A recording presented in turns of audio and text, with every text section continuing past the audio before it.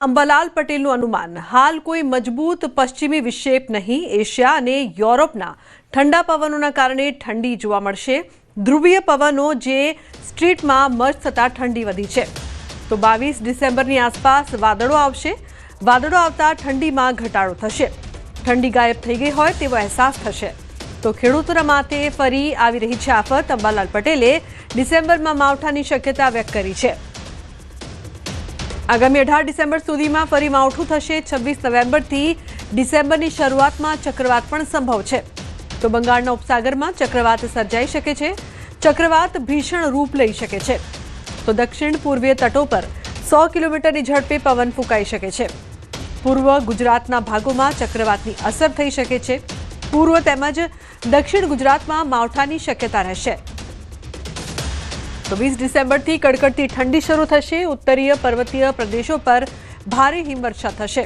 હિમાલય પર બરફની ચાદર છવાઈ જશે। તો 11 જાન્યુઆરી બાદ પણ હાડ થીજવતી ઠંડી પડશે। ઠંડી સારી પડે તો રવિ પાકો સારા થાય।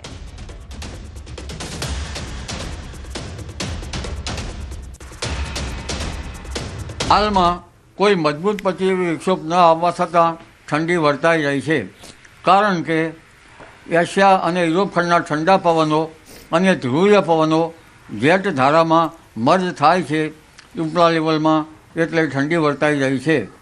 જો પશ્ચિમી વિક્ષેપ આવે તો સારું ગણાય। લગભગ 22 ડિસેમ્બર આસપાસ વાદળો આવશે, એટલે ઠંડીમાં ઘટાડો થશે અને જાણે ઠંડી ગાયબ થઈ ગઈ હોય તેવું જણાશે।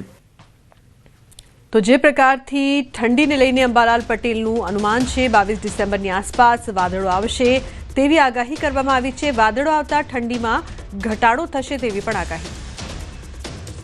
20મી ડિસેમ્બરથી કાતિલ ઠંડીને વેગ મળશે।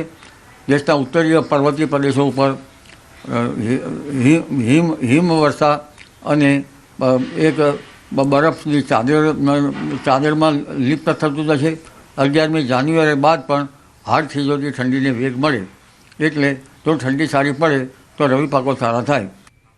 તો ખેડૂતો માટે ચિંતાના સમાચાર છે કે 18 ડિસેમ્બર સુધીમાં માવઠાની પણ શક્યતા રહેશે તેવું પણ અંબાલાલ પટેલનું અનુમાન છે।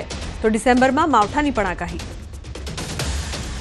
20મી ડિસેમ્બરથી કાતિલ ઠંડીને વેગ મળશે। દેશના ઉત્તરીય પર્વતીય પ્રદેશો ઉપર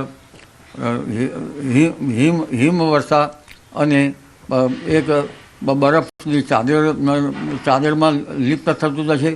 11મી જાન્યુઆરી બાદ પણ હાડ થીજવતી ઠંડીને વેગ મળે, એટલે જો ઠંડી સારી પડે તો રવિ પાકો સારા થાય।